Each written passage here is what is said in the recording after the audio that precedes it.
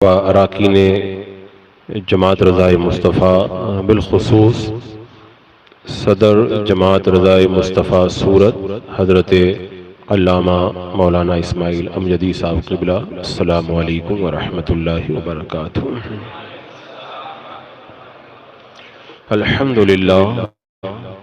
الحمدللہ رب العالمین، والصلاة والسلام على من كان نبيا وآدم بين الماء والطين، وعلى آله وأصحابه وأزواجه وأهل بيته أجمعين، أما بعد، بسم الله الرحمن رضي الله عنهم ورضوا عنه، صدق الله مولانا العظيم وصدق رسوله النبي الأمين المتين الكريم، ونحن على ذلك لمن الشاهدين والشاكرين والحمد لله رب العالمين۔ کچھ عرض و معروض سے قبل انتہائی عقیدت و محبت کے ساتھ ہمارے اور ساری کائنات کے آقا مولا، آقا نامدار، مدینے کے تاجدار، شہنشاہ ذی وقار، نبی محترم، رحمت دو عالم، نور مجسم، ارواحنا فدا، محمد رسول اللہ صلی اللہ تعالی علیہ وسلم کی پرنور بارگاہ میں جھوم کے درود و سلام کا ہدیہ پیش کر لیجیے۔ اللہم صلی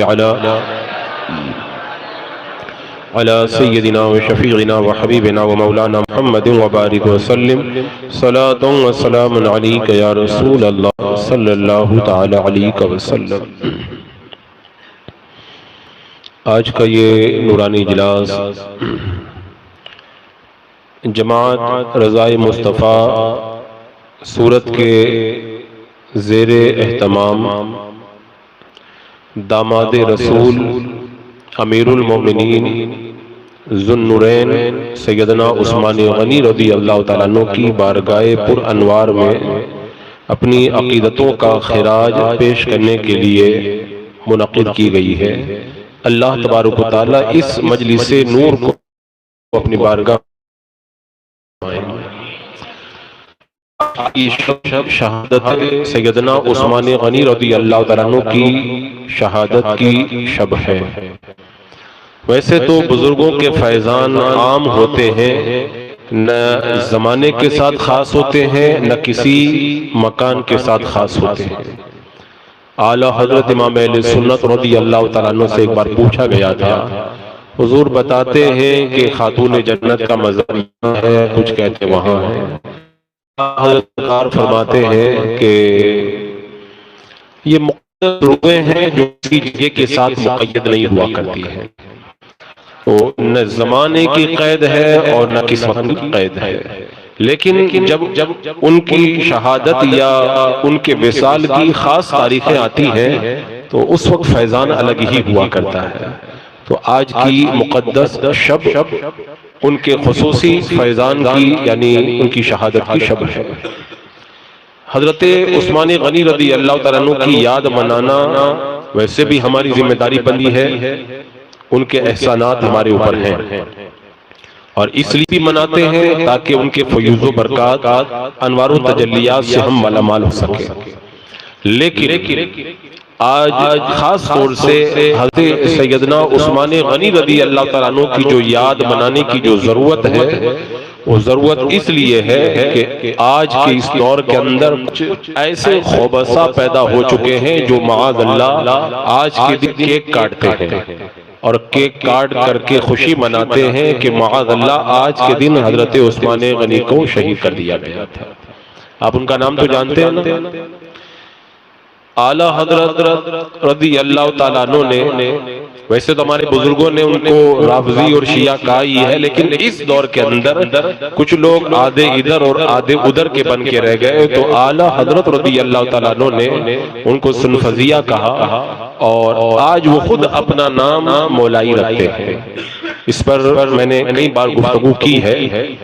تو آج کی اس مقدس شب کے اندر اور کل کے والے دن میں سیدنا عثمان غنی رضی اللہ تعالیٰ عنہ کی یاد منانا ہم سنت کی کچھ زیادہ ذمہ داری اس لیے بنتی ہے تاکہ حضرت عثمان غنی کی شہادت پر معاذ اللہ خوشی کا اظہار کرنے والے، کیک کاٹنے والے رافضی شیعہ بدماشوں کا رد کر کے آنے والی نسلوں کے ایمان کی حفاظت کی جائے۔ اور میں آگے بڑھنے سے پہلے ایک بات یہ بھی کہہ دیتا ہوں کہ اب اپنی آنے والی نسلوں کو بتا دو، ان ایام کو چھوڑو مت، ان ایام کو مضبوطی کے ساتھ ان کی یادیں منا کر کے پکڑے رہو، کیونکہ انہی مقدس ایام کی آڑ کے اندر آنے والی نسلوں کے ایمان کو برباد کرنے کی باضابطہ طور پر پلاننگ ہو رہی ہے۔ ہم ایک زمانے تک وہابیوں کا رد کرتے رہے، ایک زمانے تک ہم غیر مقلدین دیوبندیوں کا رد کرتے رہے، اور اندر حب اہل بیت اور حب علی کے نام پر یہ فتنہ ہمارے اندر پنپتا رہا۔ اور آپ کو شاید یاد ہوگا اسلام کے اندر وہابیت کا فتنہ بعد میں آیا، دیوبندیت کا فتنہ بعد میں آیا، چکڑالویت، قادیانیت، مودودیت، اور یہ جتنے بھی فتنے صلح کلیت وغیرہ کے نام سے ہمارے درمیان موجود ہیں، ان کی پیداوار بہت بعد میں ہے، ان کی پیدائش بہت بعد میں ہے۔ اسلام کے اندر سب سے پہلے اٹھنے والے فتنے کا نام رافضی فتنہ ہے۔ میں کچھ اس تاریخ کی طرف آپ کا ذہن اس لیے لے جانا چاہوں گا تاکہ حضرت عثمان غنی کی کچھ فضائل کو بھی میں آپ کے سامنے رکھ سکوں، اور آج کے دن میں وہ رافضی شیعہ جو بدماشی کرتے ہیں اس کی ذہن مبذول کرا سکوں۔ میرے آقا صلی اللہ علیہ وسلم کی مدینہ منورہ کے اندر آمد سے پہلے یہودی مدینے میں راج کرتے تھے، چلتا تھا، لیکن جب کونین کے دولہ صلی اللہ علیہ وسلم مکہ سے ہجرت کر کے مدینہ منورہ میں جلوہ افروز ہوئے، یہودیت کے چراغ گل ہونے لگے، اور پھر اندر ہی اندر وہ لوگ پیچ و تاب کھانے لگے کہ کیا کریں، اسلام کو ہم کیسے روکیں۔ انہوں نے اپنے طور پر ہر ممکن کوشش کی، لیکن اسلام کے روکنا ان لوگوں کے بس کی بات نہیں تھی۔ اب انہوں نے چولا بدلا، اور چولا بدل کر کے معاذ اللہ مسلمانوں کا لباس پہن کر وہ مسلمانوں کی صفوں کے اندر داخل ہوئے تاکہ اسلام کی ترقی کو روک سکے، اسلام کی بڑھتی ہوئی تعداد کو روک سکے۔ انہوں نے ہر طرح سے کوشش کی۔ میرے آقا صلی اللہ علیہ وسلم جب تک اپنی حیات ظاہری کے ساتھ میں مدینہ منورہ کی سرزمین پر موجود رہے، ان کے اندر اتنی طاقت نہیں تھی کہ اسلام کو روک سکے۔ حضرت سیدنا ابو بکر رضی اللہ تعالیٰ عنہ کا دور آیا، انہوں نے خوب پاؤں پٹکے، ہاتھ پاؤں مارے، لیکن تیغ صدیق اکبر کے سامنے ان کی ایک نہ چلی، اور اسلام ترقی پہ ترقی کرتا چلا گیا۔ پھر جب حضرت ابو بکر صدیق کا وصال ہوا، حضرت عمر فاروق کا دور آیا، اب انہوں نے پھر کوششیں کرنا شروع کیا، لیکن کیا مجال ہے حضرت عمر فاروق رضی اللہ تعالیٰ عنہ کے جلال کے سامنے کوئی باطل سر ابار پائے، کسی باطل میں یہ دم نہیں۔ جب ان کو فاروق کا خطاب ہی دے دیا گیا تو باطل میں یہ دم کہاں ہے کہ ان کے سامنے وہ آ سکے۔ حضرت عمر کے دور میں وہ کچھ نہ کر سکے۔ پھر جب حضرت عثمان غنی رضی اللہ تعالیٰ عنہ کا زمانہ آیا، انہوں نے پھر نئے سرے سے کوششیں شروع کی۔ 1 سال 2 سال 3 سال 4 سال 5 سال 6 سال تک ہاتھ پاؤں مارتے رہے، کچھ نہیں کر سکے۔ اب جب حضرت عثمان غنی رضی اللہ تعالیٰ عنہ کے مقدس دور کے 6 سال مکمل ہو گئے تو عبداللہ بن سبا کے نام سے اس یہودیت کی چالوں کو اسلام کے اندر داخل ہونے کا موقع میسر آیا۔ حضرت عثمان غنی رضی اللہ تعالیٰ عنہ کی کچھ نرمی اور ان ظالموں کی ریشہ دمانی کی وجہ سے ان ظالموں کو اسلام کے اندر دخل اندازی کرنے کا موقع ملا۔ اس کی تاریخ بڑی لمبی ہے، میں مختصراً بتاتا ہوا چلو۔ عبداللہ بن سبا نے چولا بدلا اور مسلمانوں کی صفوں میں داخل ہوا، اور اس نے یہ پرچار کرنا شروع کر دیا، لوگوں کے درمیان یہ تعصب پیدا کرنا شروع کر دیا کہ حضرت مولا علی رضی اللہ تعالیٰ عنہ سے خوب پیار کرو۔ اب ظاہر سی بات ہے حضرت علی سے کون نہیں پیار کرے گا؟ میرے آقا صلی اللہ علیہ وسلم نے فرما دیا تھا، علی کوئی مسلمان تم سے بغض نہیں رکھے گا اور کوئی منافق تم سے محبت نہیں کرے گا۔ تو مسلمانوں کے دلوں میں تو حب علی کو پلا دیا گیا ہے، اور ہم تو ہمیشہ کہتے ہیں ہم پر حضرت علی رضی اللہ تعالیٰ عنہ کے مرتبے کو گھٹانے کا جو الزام لگایا جاتا ہے، ظالموں سنو، ہمارا سلسلہ تو اس وقت تک مکمل ہی نہیں ہوتا ہے جب تک حضرت علی رضی اللہ تعالیٰ عنہ کا نام نہ لے لیتے ہیں۔ ہمارے سلاسل کی جو بنیادیں ہیں وہ حضرت مولا علی سے جا کر کے ملتی ہیں۔ تو سب سے پہلے عبداللہ بن سبا نے حضرت مولا علی کی محبت کا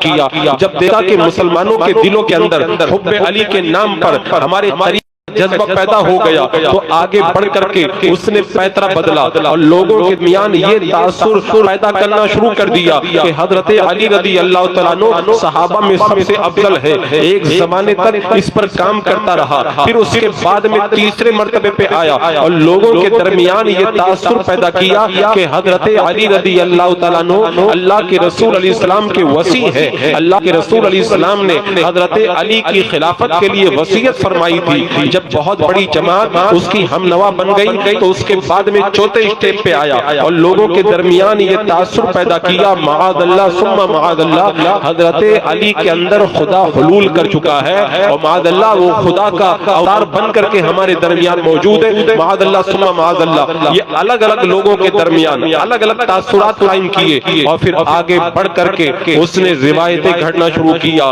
اس نے طرح طرح کی باتیں لوگوں کے درمیان پھیلانا شروع کیا۔ حضرت علی پہ یہ ظلم ہوا، اہل بیت پر یہ ظلم ہوا اور یہ اس کی نسلوں کے اندر آگے بڑھتا رہا فتنہ۔ عزیزان مکرم، آگے بڑھنے سے پہلے میں بتا دوں اس کو حمایتی تو مل گئے، اس کو بہت سارے چاہنے والے تو مل گئے اور اس نے ان چاہنے والوں کی آڑ کے اندر مسلمانوں کے درمیان شیعہ نام کے فرقے کی بنیادوں کو ڈال دیا جس کے زخموں کو آج تک امت برداشت کر رہی ہے۔ عزیزان مکرم، آج میں یہ تاریخ کیوں آپ کے سامنے بیان کر رہا ہوں، اس کو بیان کرنے کی وجہ یہ ہے آج جب ہم یوم شہادت عثمان غنی منا رہے ہیں، ایرانی رافضیوں کو شیعوں کو دیکھو کیک کر کے خوشی منا رہے ہیں کہ آج کے دن عثمان غنی کو شہید کر کے بہت بڑا کارنامہ انجام دیا اور حضرت مولا علی کے ہاتھوں میں زمام خلافت آ گئی۔ عزیزان مکرم، یہ حالات اپنی نگاہوں کے سامنے رکھیں اور اس کے بعد میں یہ سمجھے جو 253 کی جو تاریخ ہے یعنی تیسری صدی کی جو تاریخ ہے، اس کے اندر بغداد کے اندر معیز الدین نام کے ایک رافضی نے 18 ذی الحجہ کو ایک عید کی بنیاد رکھی تھی اور اس عید کا نام رکھا تھا عید غدیر۔ پہلے وہ اس کو عید کبیر کہتے تھے، بعد میں اس کا نام عید اکبر رکھ دیا اور آج عید اکبر کے طور پر یہ عید شیعوں کے مختلف علاقوں کے اندر منائی جاتی ہے، خوشیاں منائی جاتی ہے کہ بہت اچھا کام ہوا، حضرت عثمان غنی رضی اللہ تعالیٰ عنہ کو شہید کر دیا گیا۔ اب آگے بڑھنے سے پہلے میں دو چار جملے یہ بھی بتا دوں، یہ ہمارے ایمان پر اٹیک ہے، ہمارے ایمان پر حملہ ہے۔ ایمان کتنی بڑی دولت ہے، ایمان کی پہلے قدر سمجھ جاؤ تاکہ آنے والی گفتگو آپ کو سمجھ میں آئے۔ ایمان کی اگر قدر و قیمت میں بتاؤں تو لمبی چوڑی تقریر ہوگی اور چند جملوں کے اندر اگر ایمان کی قدر میں آپ کو بتانا چاہوں تو بس آپ اتنا سمجھ لیں کہ اللہ تبارک و تعالیٰ نے اس دولت کو ہم تک پہنچانے کے لیے 10 20 نہیں، 1000 2000 نہیں، کم و بیش 1 لاکھ یا 2,24,000 انبیاء کرام کو ہمارے درمیان مبعوث فرمایا۔ یہ اتنی بڑی دولت ہے، اللہ اکبر کبیرہ۔ اور آسان لفظوں میں بتا دوں، آسان لفظوں میں آپ یوں سمجھ لیں کہ ایک کافر بادشاہ ہے، ایک کافر بادشاہ ہے، صحت اچھی ہے، حسن و جمال بھی رکھتا ہے، بڑا مرتبہ بھی رکھتا ہے، دولت کے خزانے بھی ہیں، سب کچھ ہے، لیکن ایمان کی دولت اس کے پاس میں نہیں ہے تو فٹ پاتھ پہ سونے والا ایک مسلمان اس کافر بادشاہ سے زیادہ بہتر ہے۔ اور فٹ پاتھ پہ سونے والا ایک مسلمان ہے جس کے پاس میں 2 وقت کے لیے کھانے کے لیے روٹی بھی نہیں ہے، ہاتھوں پاؤں سے لولا لنگڑا ہے، آنکھوں سے اندھا ہے، اس کے پاس کچھ بھی نہیں ہے لیکن وہ پکا مومن ہے تو ساری دنیا پہ حکومت کرنے والے بادشاہ سے زیادہ بہتر ہے۔ آج بڑے بڑے کیلکولیٹر نکل گئے اور کیلکولیٹر کے ذریعے بہت ساری چیزوں کو ناپا جا رہا ہے اور جو ہے کوانٹٹی کو جو ہے وہ کوانٹٹی کو تلاش کیا جا رہا ہے کہ اس کے اندر کتنا ہے، اس کے اندر کتنا ہے، لیکن سنو اللہ اکبر، میرا رب قرآن میں فرماتا ہے وَإِن تَعُدُّوا نِعْمَةَ اللَّهِ لَا تُحْصُوهَا، اللہ کی نعمتوں کو اگر گننا چاہو تو نہیں گن سکتے۔ آج تک کوئی ایسا کیلکولیٹر نکلا ہی نہیں ہے جو اللہ کی نعمتوں کی کوانٹٹی کر سکے، لیکن اللہ تبارک و تعالیٰ کی ان تمام نعمتوں میں سب سے بڑی نعمت کا نام ایمان کی دولت ہے، سب سے بڑی دولت کا نام۔ اسی لیے حضرت یوسف علیہ السلام ایک زمانے تک حضرت یعقوب علیہ السلام سے جدا رہے، ایک زمانے کے بعد جب بشارت آئی آپ کا بیٹا یوسف مصر کا بادشاہ بن گیا، حضرت یعقوب علیہ السلام نے یہ نہیں پوچھا صحت کیسی ہے، حال کیسا ہے، طبیعت کیسی ہے، پہلا سوال حضرت یعقوب علیہ السلام نے کیا تو یہ کیا تھا پہلے مجھے یہ بتاؤ میرا بیٹا یوسف کس کے دین پر ہے، تو بتایا گیا آپ کا بیٹا یوسف حضرت آپ کے آبا و اجداد کے دین پر ہے۔ تو حضرت یعقوب علیہ السلام سجدے میں گر گئے، اللہ کا شکر ادا کرتے ہوئے کہتے مولا تیرا شکر ہے تو نے میرے بیٹے کو دین حق کے اوپر استقامت عطا فرمائی ہے۔ یہ دین اسلام اتنے بڑی دولت ہے کہ بندہ اس کا کوئی اندازہ کر ہی نہیں سکتا ہے، اور اللہ نے قرآن پاک میں فرمایا نا یا ایھا الذین آمنوا قوا انفسکم واہلیکم نارا، اے ایمان والو اپنے آپ کو بھی اور اپنے بال بچوں کو بھی جہنم کی آگ سے بچاؤ۔ جہنم سے آگ سے بندہ کب بچے گا؟ اگر اس کا ایمان سلامت ہوگا تو بچے گا، اور اگر ایمان سلامت نہیں ہے تو جہنم کی آگ سے بندہ بچ ہی سکتا۔ ایمان کے ساتھ میں اللہ ہر عمل قبول کر لیتا ہے، لیکن اگر بندہ ایمان کو چھوڑ دے نمازیں برباد، ایمان لانے کے بعد مرتد ہو جائے روزے برباد، حج برباد، زکوٰۃ برباد، ساری عبادتیں برباد۔ اگر اولاد پیدا ہوگی تو وہ حرامی اولاد پیدا ہوگی، بندے کا کوئی عمل رب کی بارگاہ میں قبول نہیں ہے۔ ایمان اتنی بڑی دولت، اور آج جو رافضی فتنہ ہے آج کے دن عید غدیر منا کر ہمارے ایمان اور عقیدے کے اوپر اٹیک کرنے کی تیاری کر رہا ہے، اور آپ پتہ ہے یہ اٹیک کیسے کیا جاتا ہے؟ صحابہ کی عظمتوں کے اوپر حملہ کر کے کیا جاتا ہے۔ صحابہ کی آپ کو یہ روایت تو پتہ ہی ہوگی کہ شیعوں کا عقیدہ یہ ہے کہ میرے آقا صلی اللہ علیہ وسلم کے وصال کے بعد میں حضرت مولا علی، حضرت مقداد، حضرت ابو ذر اور حضرت سلمان فارسی، یہ چار صحابہ مسلمان رہ گئے تھے، باقی سارے کے سارے صحابہ معاذ اللہ مرتد ہو گئے تھے۔ وہ کہتے ہیں قرآن مقدس کے اندر 17,000 آیتیں تھی جن میں سے جو حضرت علی کی فضیلت والی حدیثیں تھی اس کو سنیوں نے ختم کر دیا۔ آج جو قرآن کے اندر موجود ہے وہ حضرت علی کی فضیلت والی حدیثیں موجود نہیں ہیں، اس طرح انہوں نے قرآن کو بھی ناقص قرار دیا، اور چار صحابہ کی حدیثوں کو لیتے باقی ہزاروں صحابہ کی حدیثوں کا انکار کرتے، اس طرح سے حدیثوں کا بھی انکار کر دیا، اور ایک قدم آگے بڑھا کر کے انہوں نے کہا کہ دین کے اندر جھوٹ لو، بندہ اگر دین کے کام میں جھوٹ بولتا ہے تو اس کو ثواب ملے گا، اس کا اجر ملے گا۔ قرآن پر اعتماد ختم کیا، صحابہ پہ اعتماد ختم کیا، حدیث پہ اعتماد ختم کیا، پھر جھوٹ بول کر کے جھوٹی روایتیں گھڑنے کو ثواب کا کام قرار دیا، جس کا نتیجہ آج ہماری نظروں کے سامنے ہے۔ شیعوں کی گھڑی ہوئی جھوٹی روایتوں کی وجہ سے آج اہل سنت کا ایک بڑا طبقہ گمراہیت کے دلدل کے اندر شکار ہوتا چلا جا رہا ہے۔ آج اس دور کے اندر جو سب سے بڑا فتنہ ہے وہ مولائیت کے نام سے فتنہ بڑھتا چلا جا رہا ہے۔ آج ہم کیا کریں گے؟ حضرت عثمان غنی رضی اللہ تعالیٰ عنہ کی یاد منائیں گے، اور وہ آج کے دن حضرت عثمان کی شہادت پہ خوشی منا کر کے معاذ اللہ انہیں کافر قرار دیتے، انہیں منافق قرار دیتے ہیں۔ اور معلوم ہے کیوں منافق قرار دیتے ہیں؟ وہ اس لیے معاذ اللہ کافر و منافق قرار دیتے ہیں، وہ کہتے ہیں خلافت یہ حق تھا حضرت مولا علی کا، حضرت ابو بکر صدیق نے ناجائز قبضہ کیا وہ بھی مسلمان نہیں ہے، حضرت عمر نے ناجائز قبضہ کیا وہ بھی مسلمان نہیں ہے، حضرت عثمان غنی نے ناجائز قبضہ کیا وہ بھی مسلمان نہیں ہے۔ اور جب وہ مسلمان نہیں تو انہوں نے جو حدیثیں بیان کی وہ حدیثیں بھی غلط ہے، انہوں نے جو قرآن ہم تک پہنچایا معاذ اللہ وہ قرآن بھی غلط ہے، انہوں نے جو دین کے مسائل ہم تک پہنچائے وہ مسائل بھی غلط ہے، معاذ اللہ ثم معاذ اللہ۔ ان صحابہ کے بارے میں زبان کھولی جا رہی ہے جن بارے میں میرا رب فرماتا ہے رضی اللہ عنہم ورضوا عنہ، تم چپ کرو، اللہ ان سے راضی ہو گیا وہ اللہ سے راضی ہو گئے۔ ان صحابہ کے بارے میں بدتمیزی کی جا رہی ہے جن کے بارے میں رب فرماتا ہے وَكُلًّا وَعَدَ اللَّهُ الْحُسْنَى، اللہ نے تمام صحابہ سے حسنہ کا وعدہ کیا ہے، اور ان الذین سبقت لهم منا الحسنى اولئک عنها مبعدون، رب فرماتا ہے جن سے حسنہ کا وعدہ کیا گیا وہ جہنم سے بالکل دور رکھے جائیں گے، لا یسمعون حسیسها، جہنم کی ہلکی آواز بھی نہیں سنیں گے، لا یحزنهم الفزع الاکبر، قیامت کے دن سب گھبرا رہے ہوں گے تو صحابہ اس دن گھبراہٹ کا شکار نہیں ہوں گے۔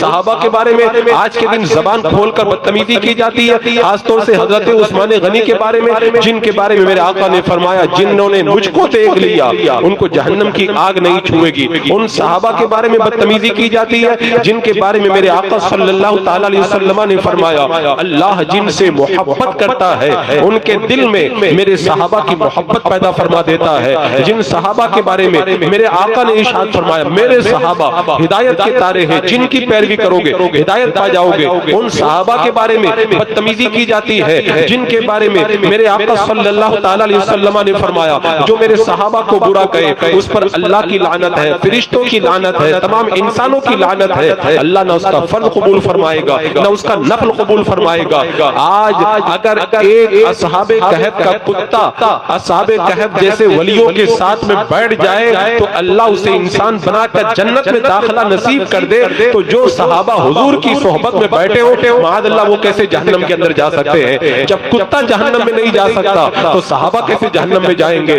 عزیزان مکرم، آج ان صحابہ پہ حملہ کیا جاتا ہے اور خاص طور سے آج کیک کاٹ کر حضرت عثمان غنی کی شانوں کو گھٹانے کی کوشش کی جاتی ہے۔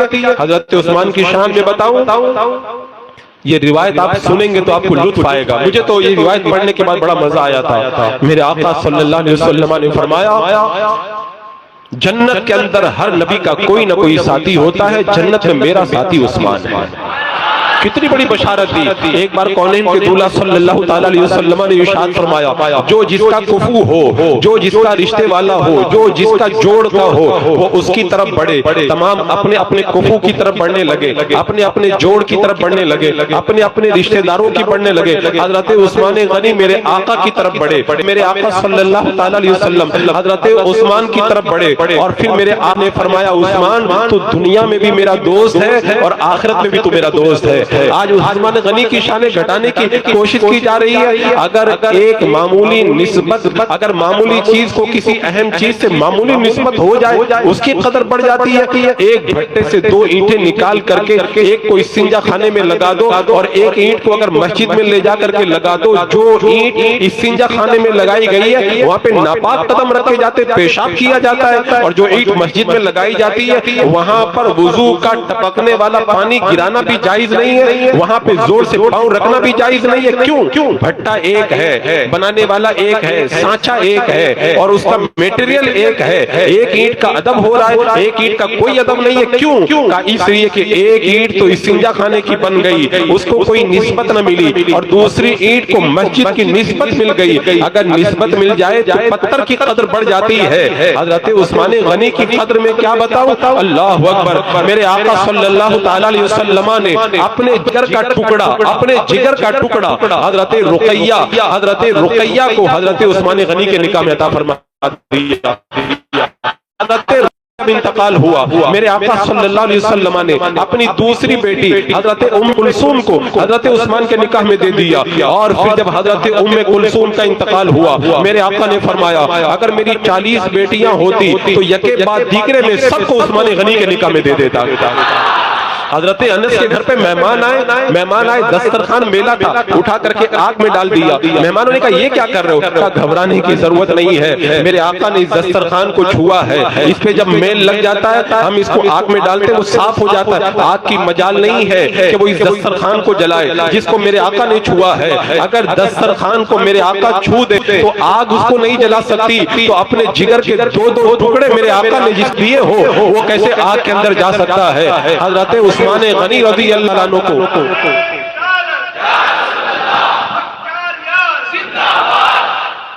اللہ کے رسول صلی اللہ تعالی علیہ وسلم نے حضرت عثمان کی عظمتیں کتنی بڑھائی ہیں، اللہ اکبر کبیرہ۔ میرے آقا صلی اللہ تعالی علیہ وسلم نے حضرت عثمان غنی رضی اللہ تعالیٰ عنہ کو بار بار جنت کی بشارتیں عطا فرمائی، اور حضرت عثمان غنی نے جو قربانیاں دی ہے نا حضرت ابوبکر صدیق کے ذریعے حضور کی بارگاہ میں پہنچے ہیں۔ ان کی خالہ ہے حضرت سودا، حضرت عثمان غنی کی خالہ ہے حضرت سودا۔ اپنی خالہ کے پاس رات میں پہنچے، خالہ نے کہا عثمان تم ہو تو بڑے ہوشیار، حضور کا کلمہ پڑھ کے مسلمان کیوں نہیں ہو جاتے؟ جب دماغ میں بات بیٹھ گئی اپنے دوست ابوبکر صدیق کے پاس گئے کہ ابوبکر کچھ محمد صلی اللہ علیہ وسلم کے بارے میں بتاؤ۔ صدیق اکبر نے کہا حضور کی بارگاہ میں چلو، کلمہ حق کو قبول کر لو۔ میرے آقا کی بارگاہ میں گئے، حضور نے فرمایا اے عثمان اللہ تمہیں جنت کی دعوت دیتا ہے۔ پہلے سے ذہن تیار تھا، کلمہ پڑھ کے مسلمان ہو گئے۔ حضرت عثمان جب ایمان لائے نا معلوم ہے کتنا ستایا گیا، مالدار گھرانے کے فرد تھے۔ اگر ایک امیر گھر کا آدمی اپنا قدیم دین چھوڑ کر کے دوسرے دین میں چلا جائے تو گھر والوں کی کیا کیفیت ہوتی ہے؟ باندھ دیا، مارا گیا۔ کہا عثمان اگر اس دین کو نہیں ترک کیا تو ہم تمہیں ماریں گے، مال سے محروم کر دیں گے، ایک کوڑی بھی نہیں دیں گے۔ حضرت عثمان غنی نے جواب دیا تم میرے جسم کے ٹکڑے ٹکڑے کر دو، تم چاہو تو سارے خزانوں سے مجھے محروم کر دو، حضور کی غلامی کا جو پٹا میں نے اپنے گلے میں ڈالا ہے اب وہ پٹا میں کبھی بھی نہیں نکال سکتا ہوں۔ حضرت عثمان غنی نے ساری تکلیفیں برداشت کی۔ آج لوگ چائے کی پیالی میں ایمان کا سودا کر دیتے، آج چند ٹکوں کے بدلے میں لوگ اپنا ایمان بیچ دیتے۔ حضرت عثمان غنی نے کہا ساری دنیا لٹا کر بھی اگر دولت ایمان بچا سکتے ہو تو دولت ایمان کو بچانے کی کوشش کرنا۔ اب حضرت عثمان غنی جب حضور کی غلامی میں آئے نا، میرے آقا صلی اللہ تعالی علیہ وسلم نے حضرت عثمان غنی کو کتنا نوازا، اتنا نوازا، اتنا نوازا۔ حضور اکرم صلی اللہ تعالی علیہ وسلم نے ایک موقع پر یہاں تک ارشاد فرمایا اللہ اکبر، میرے اللہ تعالیٰ علیہ وسلم باغ میں موجود ہیں، حضرت ابو موسیٰ اشعری رضی اللہ تعالیٰ عنہ باغ کے دروازے پہ کھڑے ہیں، کوئی آتا ہے دستک دیتا ہے، اذن طلب کرتا ہے، میرے آقا نے کہا اذن دے دیا، اجازت دے دی اور کہا آنے والے کو جنت کی بشارت دے دو۔ دیکھا تو صدیق اکبر آ رہے تھے، جنت کی بشارت دی، پھر کسی نے دروازے پہ دستک دی، میرے آقا نے فرمایا دروازہ کھول دو، آنے والے کو جنت کی بشارت دے دو۔ دروازہ کھولا، عمر فاروق تھے، میرے آقا علیہ السلام کی طرف سے جنت کی بشارت دے دی گئی، پھر دروازے پہ دستک ہوتی ہے، میرے آقا نے فرمایا آنے والے کو مصیبت پر صبر کی وجہ سے جنت کی بشارت دے دو، اور دروازہ کھولا تو حضرت عثمان غنی سامنے کھڑے تھے۔ عزیزان مکرم، یہاں پہ عقیدے کی ایک بات میں بتاتا چلتا ہوں، دروازے آج وہابیہ کہتے ہیں نا دیوار کے پیچھے کیا ہے حضور کو نہیں پتا ہے، دیوار کے پیچھے کیا حضور کو نہیں پتا، حضور کو تو یہ بھی پتا ہے کہ دروازے کے پیچھے جو ہے وہ کافر نہیں ہے مسلمان ہے، حضور کو یہ بھی پتا ہے دروازے کے پیچھے جو ہے وہ ایسا مسلمان ہے مرتے دم تک مسلمان رہے گا، اور حضور کو یہ بھی پتا ہے دروازے کے پیچھے جو ہے اس کو انتقال سے پہلے ستایا جائے گا، یہ بھی پتا ہے کہ شہید کیا جائے گا، اور یہ بھی پتا ہے کہ یہ مرنے کے بعد میں جنت کے اندر جائے گا۔ میرے آقا تو اسے بھی دیکھ رہے ہیں، اس کے اعمال کو بھی دیکھ رہے ہیں، اور جنت کے اندر اس کے درجات کو بھی دیکھ رہے ہیں۔ تبھی تو بریلی کی گلیوں سے یاد آتی ہے اور کوئی غیب کیا تم سے یہاں ہو بلا، جب نہ خدا ہی چھپا بے کروڑوں درود، سر عرش پر ہے تیری گزر، دل فرش پر ہے تیری نظر، ملکوت و ملک میں کوئی شے نہیں جو تجھ پہ آیا نہیں۔ اللہ نے اپنے حبیب کو یہ مقام عطا فرمایا۔ حضرت عثمان غنی کو میرے آقا صلی اللہ تعالی علیہ وسلم جنت کی بشارت عطا فرما رہے، میرے آقا فرماتے میں معراج پہ گیا، میں نے خوبصورت آنکھوں والی حور کو دیکھا، میں نے کہا یہ کس کے لیے ہے؟ کہا اللہ کی راہ میں ظلمن شہید کیے جانے والے عثمان غنی کی یہ حور ہے۔ جنت کی بشارت میرے آقا فرما رہے، حضور فرماتے ابھی ایک بندہ آئے گا جو جنتی ہے۔ صحابہ نے دیکھا، تھوڑی دیر کے بعد میں حضرت عثمان غنی تشریف لا رہے ہیں، اللہ اکبر۔ حضرت عبداللہ بن حوالہ سے میرے آقا صلی اللہ تعالی علیہ وسلم نے فرمایا تھا اے عبداللہ بن حوالہ، ایک دن آئے گا ایک چادر اوڑھ کر کے جنتی بیٹھا ہوگا، لوگوں سے بیعت لے رہا ہوگا، بات آئی گئی ہو گئی، حضرت عثمان غنی کا زمانہ آیا۔ حضرت عبداللہ بن حوالہ کہتے ہیں میں گیا تو میں کیا دیکھ رہا ہوں، حضرت عثمان غنی اپنے سر پر دھاری داری چادر اوڑھے ہوئے ہیں اور لوگ آ رہے ہیں ہاتھوں پر بیعت کر رہے ہیں، سرکار کا عبداللہ بن حوالہ یارو جاؤ تم دیکھو گے ایک جنتی ہوگا، چادر اوڑھے ہوئے ہوگا اور لوگ اس سے بیعت ہو رہے ہوں گے۔ ایک بار کسی نے پوچھ لیا یا رسول اللہ جنت کے اندر بجلی کی طرح بھی چمک ہوگی؟ میرے آقا نے فرمایا ہاں، جب مسلمان جنت کے ایک درجے سے دوسرے درجے تک جائے گا تو جنت میں بجلی کی طرح چمک پیدا ہو جائے گی۔ اور یہی نہیں، حضرت عثمان غنی نہیں بلکہ حضرت عثمان غنی سے پیار کرنے والوں کو بھی میرے آقا نے بشارت عطا فرمائی۔ حضور ارشاد فرماتے ہیں 70,000 وہ لوگ جو جہنم میں جانے والے تھے، اللہ تبارک و تعالی عثمان غنی کے صدقے میں ان 70,000 کو بلا حساب جنت میں داخلہ نصیب فرمائے گا۔ یہ جو 70,000 بلا حساب جائیں گے یہ رافضی جائیں گے، حضرت عثمان غنی کی شہادت پہ کیک کاٹنے لے جائیں گے؟ وہ نہیں جائیں گے۔ حضرت عثمان غنی کی یاد بنانے والے اہل سنت ہوں گے جو ان کے صدقے میں جنت میں جائیں گے۔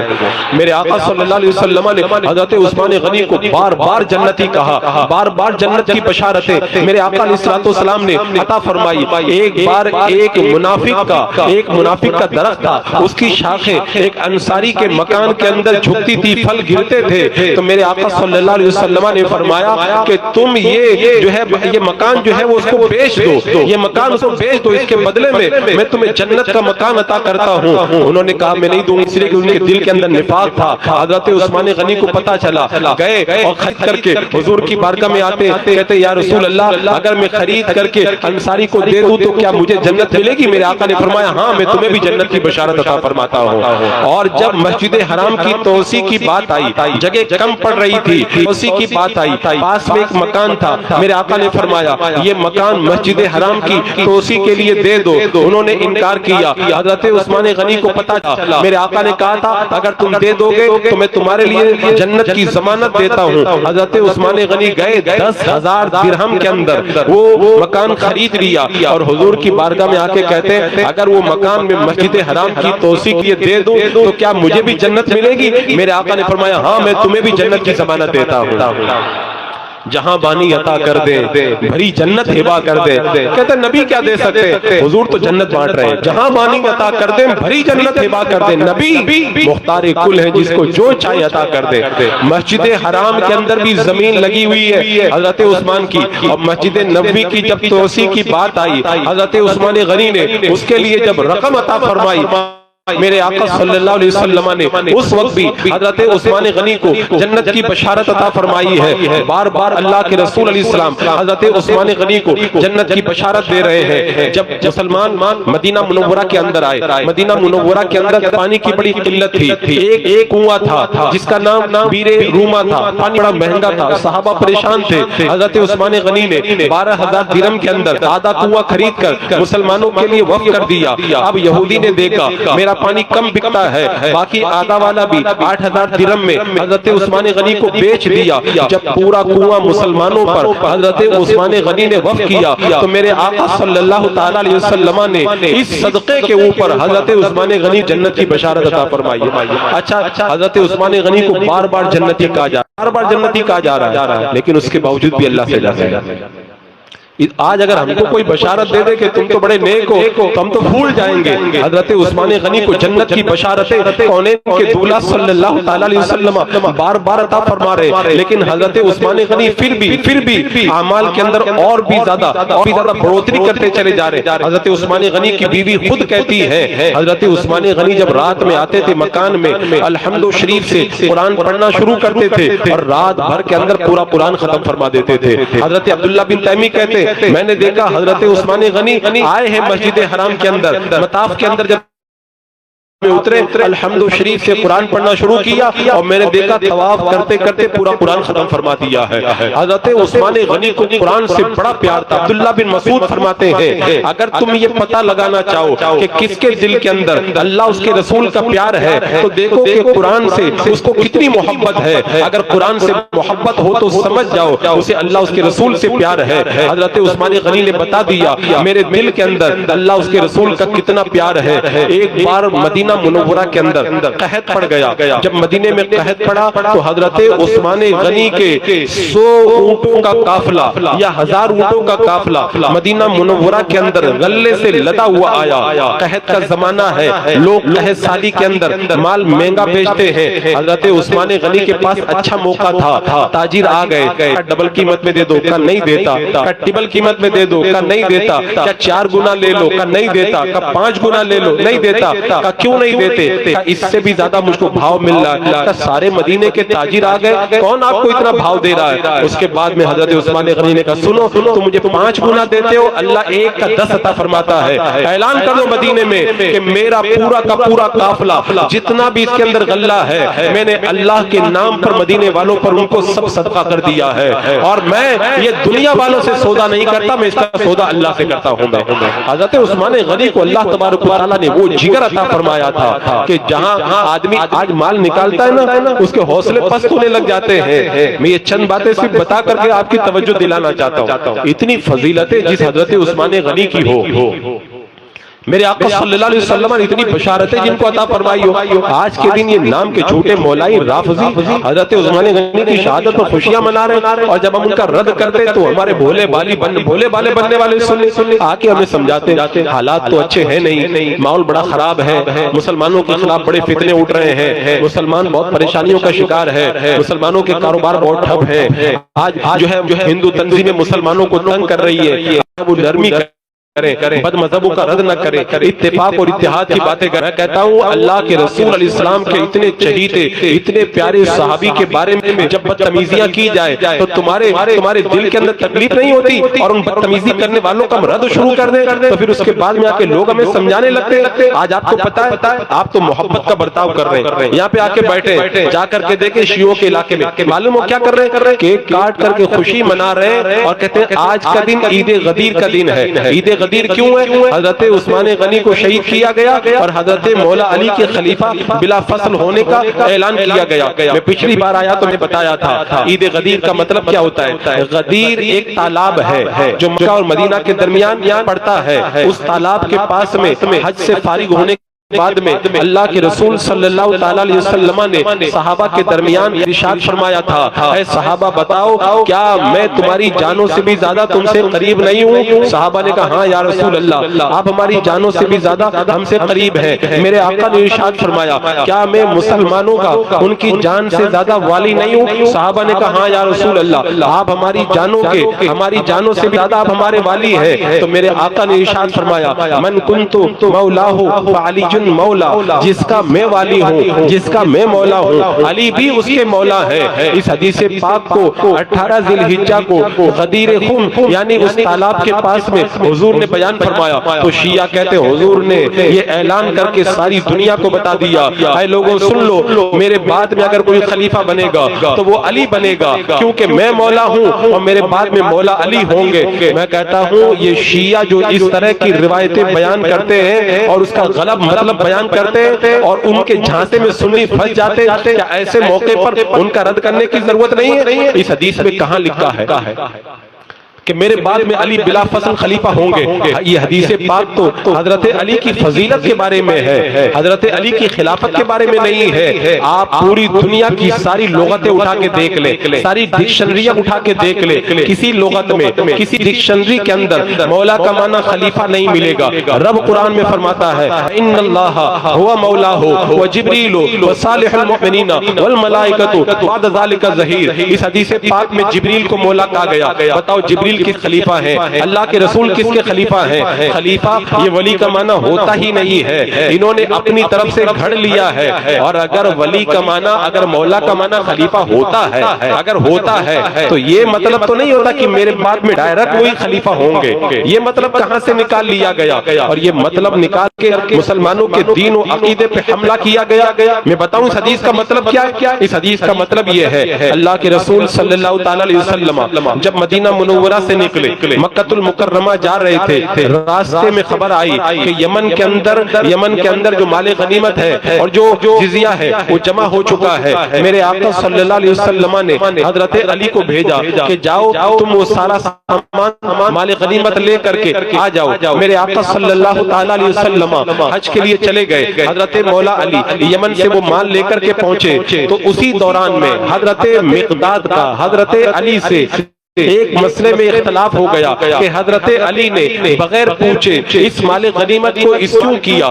جب یہ اختلاف ہوا، حج سے پلٹ رہے تھے میرے آقا، غدیر خم کے پاس پہنچے، حضرت علی کے بارے میں اس اختلاف کی خبر جب حضور کو ہو گئی، تب میرے آقا نے ارشاد فرمایا بتاؤ کیا میں تمہاری جانوں سے زیادہ تمہارا والی نہیں ہوں؟ صحابہ نے کہا ہاں۔ تو پھر میرے آقا نے فرمایا سنو اے مقداد، تم جو علی پر اعتراض کر رہے ہو، من کنت مولا فعلی المولا، علی جس کے مولا میں بھی اس کا مولا ہوں۔ تو یہ حدیث ایک اختلاف کی طرف اشارہ کہ اختلاف علی سے مت کرو، علی اس مسئلے کے اندر حق پر ہے۔ انہوں نے جو مال غنیمت کو استعمال کیا ہے وہ اس لیے استعمال کیا ہے کہ مال غنیمت کے خمس میں اہل بیت کا حق ہوا کرتا ہے، اہل بیت کا حق ہوتا ہے۔ اور ایک روایت کے اندر آتا ہے حضرت ابو بریدہ کے بارے میں یہ حدیث پاک ہے، اور ایک روایت یہ ہے کہ حضرت اسامہ سے حضرت علی کا اختلاف ہوا تھا، تیرے آقا صلی اللہ علیہ وسلم نے حضرت اسامہ کو سمجھانے کے لیے یہ ارشاد تھا۔ بہرحال یہ حدیث پاک بلا فصل خلافت کی دلیل نہیں ہے، رافضیوں نے اپنی طرف سے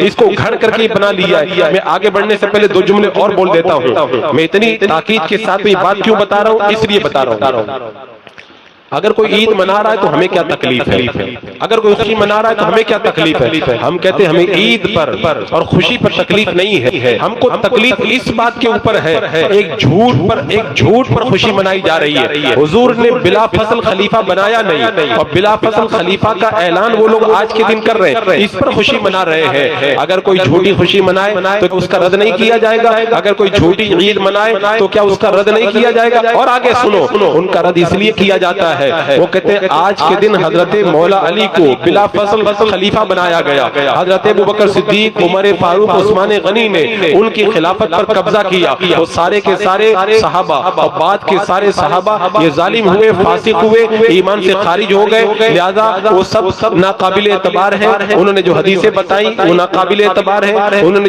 آیتیں بتائی ان پر بھی کوئی اعتماد نہیں ہے، انہوں نے جو دین کی باتیں بتائی ان پر بھی کوئی اعتماد نہیں ہے۔ گویا کہ عید غدیر منا کر کے رافضیوں نے پورے اسلام کا صفایا کرنے کی کوشش کی ہے۔ بتاؤ ایسے موقع پہ ان کا رد نہیں کیا جائے گا؟ اور میں ایک بات اور بتا دیتا ہوں، اصل میں جو یوٹیوب پر جو لوگ نوجوان لوگ لگے ہوئے ہیں نا، وہ کیا سنتے معلوم؟ کبھی جوکر نائک کو سنتے ہیں، کبھی پلمبر مرزا کو سنتے ہیں، کبھی جاوید غامدی کو سنتے ہیں، کبھی اسی طرح کے دوسرے لوگوں کو سنتے ہیں۔ یہ بار بار ایک بات کہتے ہیں کہ قرآن ہمارے درمیان موجود، حدیث ہمارے درمیان موجود ہے، تو قرآن و حدیث کے ہوتے ہوئے ہمیں کسی عالم کی بات سننے کی کیا ضرورت ہے؟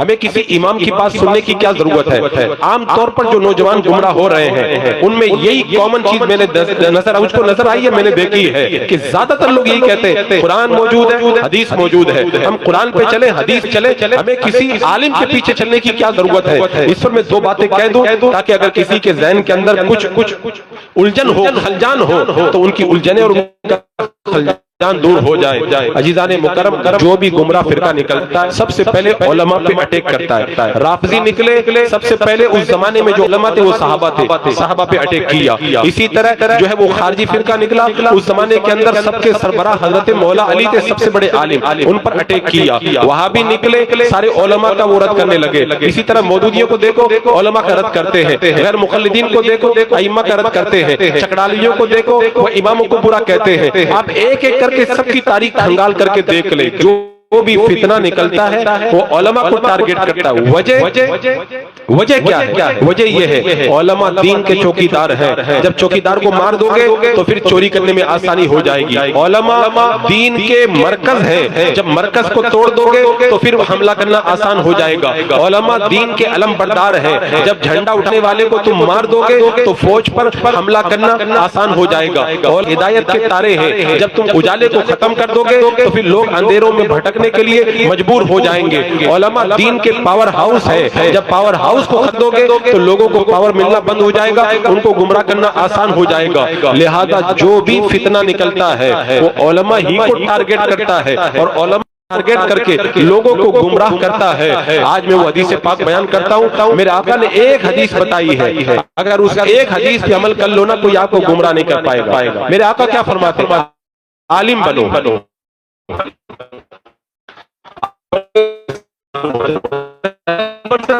علم بنو، علم حاصل کرنے والے بنو، علم حاصل ہو جائے گا تو کوئی گمراہ نہیں کر پائے گا۔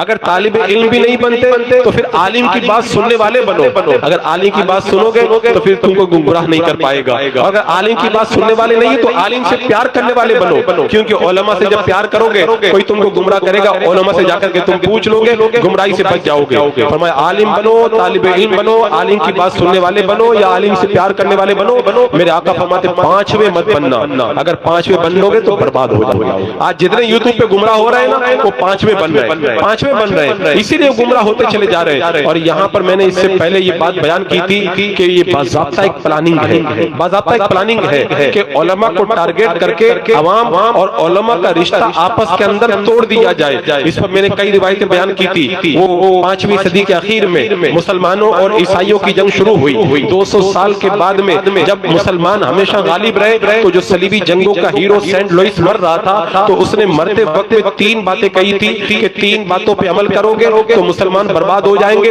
ان میں سے ایک بات اس نے یہ کہی تھی پختہ عقیدے والے لوگوں کو پنپنے مت دو، یعنی علماء کو ٹارگٹ کرو. لارڈ میکالے نے باضابطہ ہندوستان میں انگریزوں کے زمانے میں پارلیمنٹ کے اندر یہ بات کہی تھی کہ علماء کو ٹارگٹ کیا جائے. ہم فرے نام کا جاسوس جس نے اسلامی حکومت کو توڑنے کے لیے کردار ادا کیا تھا، اس نے جو پوائنٹ دیے تھے، ایک پوائنٹ یہ دیا تھا کہ علماء اور عوام کے درمیان دوری پیدا کرو. اسی طریقے سے آپ دیکھیں گلوبل ٹائمز یورپ کے اندر چھپا تھا، اس میں بات لکھی ہوئی ہے، ابھی پچھلے 2-3-4 سال پہلے کی بات ہے. اس گلوبل ٹائمز میں لکھا گیا تھا کہ علماء کو ٹارگٹ کیا جائے مسلمان خود بخود تباہ و برباد ہو جائیں گے. پوری ایک تاریخ ہے، پوری تاریخ آپ پڑھ کر کے دیکھ لیں. علماء کو ٹارگٹ کر کے عوام اور علماء کا رشتہ ختم کر دیا جائے. اور ظاہر سی بات ہے جب ریوڑ سے بکری الگ ہو جائے، علماء سے جب عوام الگ ہو جائے تو گمراہ کرنا ان کو بڑا آسان ہو جاتا ہے. اسی لیے آپ دیکھیں گے جہاں جہاں فتنہ ہے سب سے پہلے علماء کو ٹارگٹ کیا گیا ہے. خود ہندوستان کے اندر اکبری فتنہ اٹھا تھا، کچھ علماء کو پھانسی پہ لٹکایا گیا، کچھ کو جیل میں ڈالا گیا، ملک سے نکال دیا گیا. اسی طرح انگریزوں کے زمانے کے اندر علماء کو پھانسی پہ لٹکایا گیا. وہابیوں نے جب قبضہ کیا مکہ اور مدینہ پر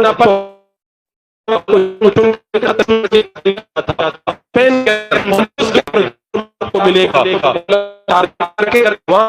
کا رشتہ ختم کر دیا جائے. اب آؤ میں آپ کو اصل بات بتاتا ہوں. یہ جو کہتے ہیں قرآن و حدیث کافی ہے، ہمیں کیا ضرورت ہے کسی کی. یہ جو آخری بات میں بتا رہا ہوں اس کو بہت اہم،